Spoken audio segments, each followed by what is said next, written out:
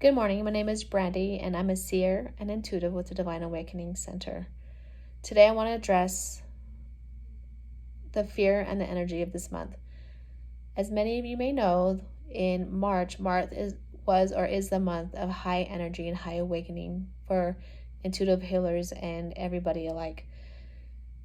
It was a time, and it is a time, to face your fears, to put your blocks on the table, to put your trauma on the table, and to work through it so that you can become the better version of yourself.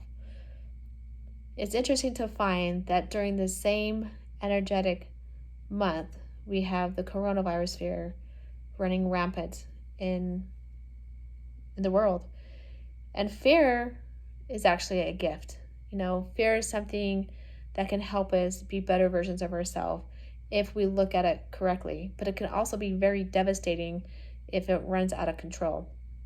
So there's a few things you can do during this time.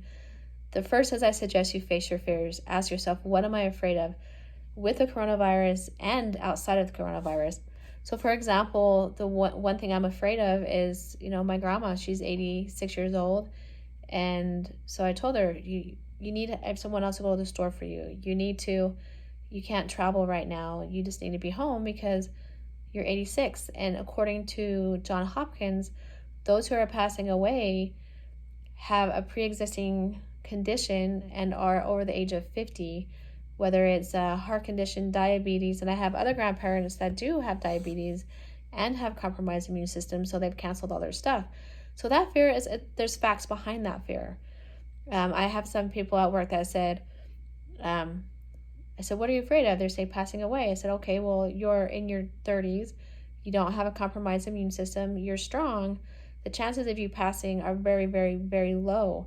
Of those who pass, according to the same article, 0.09% have died without a pre-existing condition, again, older. And so it's important to know your facts so that you don't feed into the fear of the rest of the community. And to do your part. If you wash your hands, do all the hygiene stuff that we're supposed to do, and don't be around, if you're sick, don't go around people that can possibly be affected by it. This is something that we've gone through as a society before with the tuberculosis epidemic, which still 3,000 people still die a day.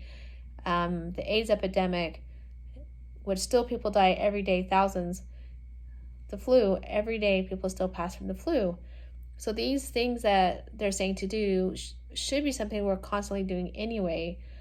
And so do your part, right? And if you step into it with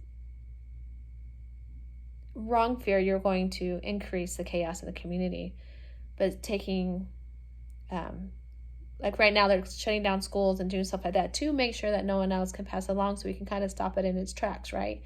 As they get to know this new thing. But we've been through this before, which means we can make it through it. I believe it was Yale University, I could be wrong, but one of those prestigious universities that did a study on the energy of when something traumatic happens, how they can see from the sky the energy field around Earth brightening up. So after 9/11, that light was pretty dim around Earth, and then all of a sudden, when everyone came together and actually connected, it brightened. So this is a good reminder that we are meant to work together as a humanity, to be in cohesion together and to connect, to help each other through this process. So the one thing you can do also, besides taking care of yourself so you can take care of others, is to meditate. You don't have to be an energetic healer or certified to sit with the intent to send meditation and light to Mother Earth. And to, like for me, I do it where I imagine Mother Earth kind of being in the palm of my hands. I mean, it's really big, but it's still in the palm of my hands, where I'm sending it light, and I'm asking that people awaken, that people who are sick heal or accept where they are, because I don't know their full energetic story, but to have people with clear mind, clear intent, and lots of love and compassion within their hearts. And I do that at least twice a day.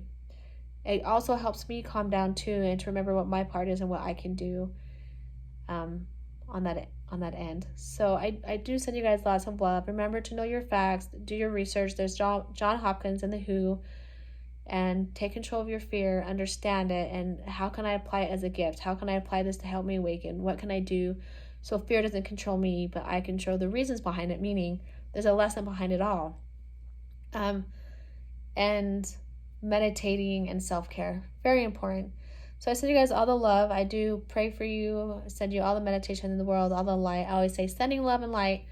I really do love everybody in humanity, and I send prayers to those who are being affected, to those who have family members who are being affected, to those who have lost somebody already in this process. I send you all the love I possibly can muster in my life, and but I do trust as humanity we can awaken through this process, come together, and remember how we are so connected that we need to work in cohesion.